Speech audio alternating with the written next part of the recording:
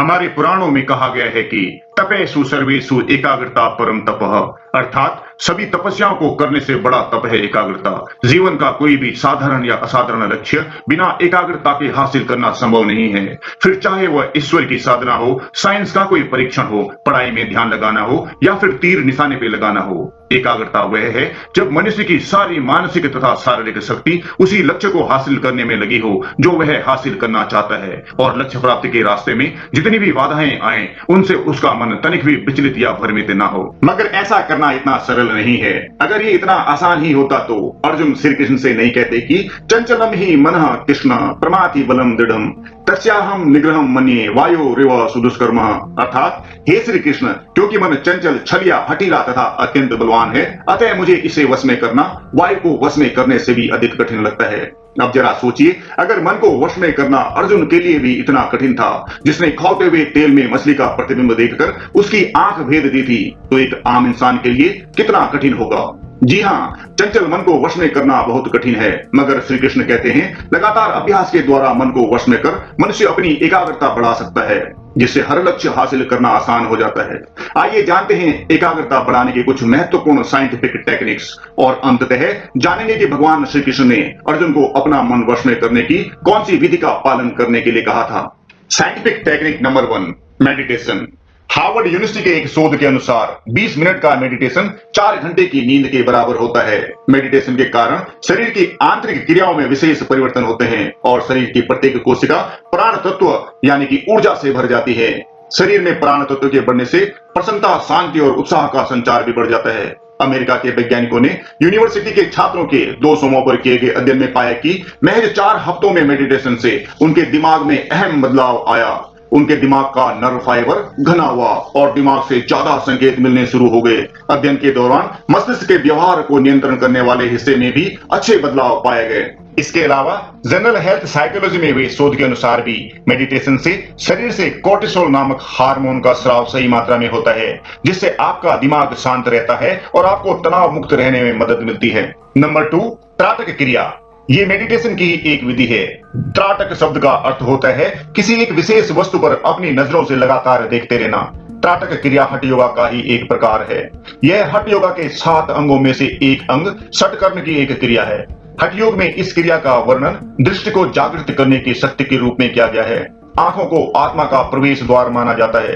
त्राटक साधना द्वारा आंखों को आत्मा और मन के बीच संपर्क स्थापित करने के लिए प्रयोग में लाया जाता है।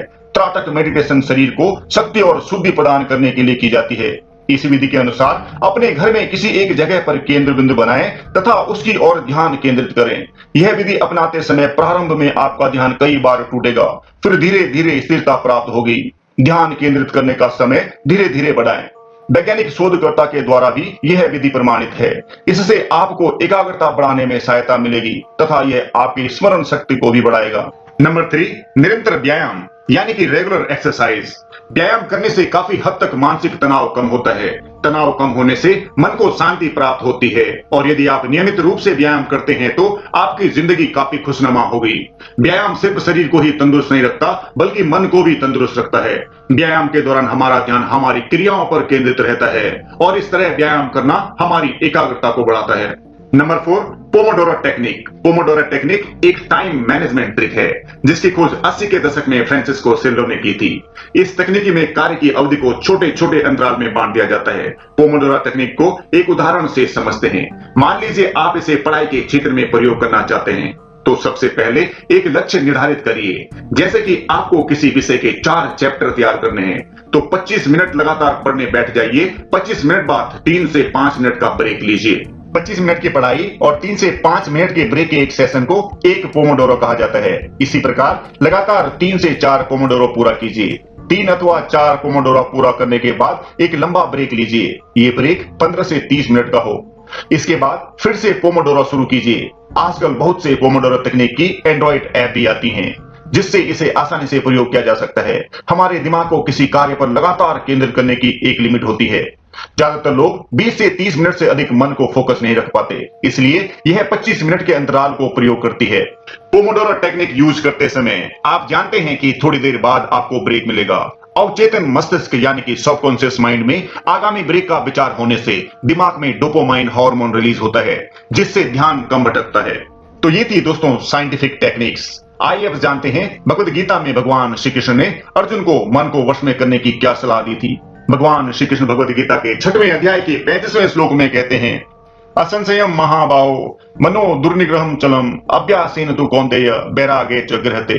अर्थात हे महाभाव कुंती पुत्र, निसंदेह चंचल मन को वश में करना अत्यंत कठिन है, किंतु उपयुक्त अभ्यास के द्वारा तथा वृत्ति द्वारा ऐसा संभव है। और यह अभ्यास है कृष्ण भावना मृत्यु का अभ्यास। कृष्ण भावना मृत्यु के अभ्यास से मनुष्य भगवान की नवधा भक्ति का आचरण करता है। ऐसी भक्ति का प्रथम अंग है कृष्ण के विषय में श्रवण करना।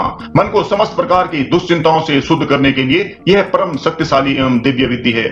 और वैराग्य का अर्थ है पदार्थ से विरक्ति और मन का आत्मा में प्रवृत्त होना। जय श्री कृष्णा। आज की वीडियो में इतना ही। आशा करते हैं भगवद गीता का अतुल्य ज्ञान आप तक पहुंचाने की हमारी ये मुहिम कामयाब रही हो। आप भी इस वीडियो को व्हाट्सएप, फेसबुक या अन्य किसी माध्यम से शेयर कर हमारी इस मुहिम में शामिल हो सकते हैं। और अगर आप प्योर ज्ञान के नए मेहमान हैं तो चैनल को सब्सक्राइब कर हमारा मनोबल जरूर बढ़ाएं।